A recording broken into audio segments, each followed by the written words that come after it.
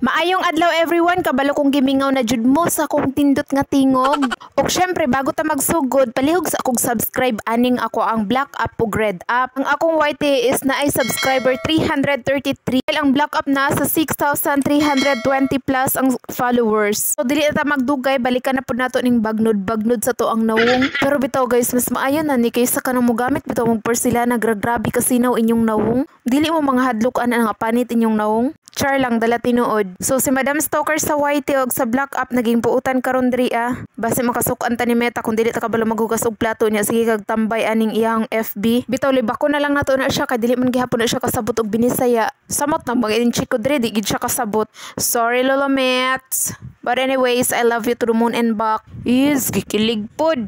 Medyo nakulbaan day ko na guys, kay grabe akong pag-overthink kay bago lang ko nagmata. Then wala na ako naabtan akong banas ng tapad kay naglakaw na siya. I mean nagdrive tapos nagdamgo ko guys nga naa daw siya babae. Nako, driver pa naman, sweet lover daw. Pero bitaw atik-atik ra nang ako, dili gid ko sweet sa personal. Pero mag nail cutter lang ko basta na ako masakpan nga gairing-iring. Aroy sa mga kapangutana, gasugod na pud tagbaktas para sunduon ang atong anak sa eskwelahan kay napigado biya daw ang mga tao karon bisag mga tigulang or pangit walay limit nana poy magdakop og bata.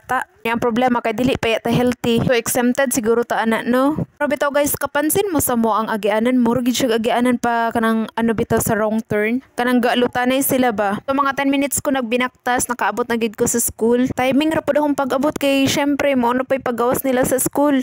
Story lang takadali guys no, ako sa una murag mamingaw ko sa hayba kung akong huna-hunaon bitaw nga wala gid ko kaagi nga gisundo ko sa school. Dili nagumpisa ko og school 5 years old ata akong edad, so diretso pud ta grade 1 kay wala may kinder sa unang mga panahon. Inabaktas na mo marag 4 to 5 hours ata bago mi maabot sa school na pertig yung layo. Ikan migbalay 5 AM sa buntag, abot mi sa mong eskwelahan is na sa 10 or 9 AM. Ang uban usahay tinggawas sa school pero kami mo pay pag-abot. Pero wala ko nagregret ato guys ha, bali nag-share lang ko. Kay kabalo man ko bisang wala mi sa una pero grabe pinangga pud kay mi sa mong ginikanan. Way sa mga pagpangga ug pag-atiman. So guys, marag seryoso naman jud kay atong topic. Bali tabangin na lang siguro ko ninyo unsa na to pagdiskarte aning iringan nga ni sulod naman gini sa ko ang kuan takuri. Ibig sabihin gi-offer niya yung kaugalingon ka wala ko sudan karong hapon.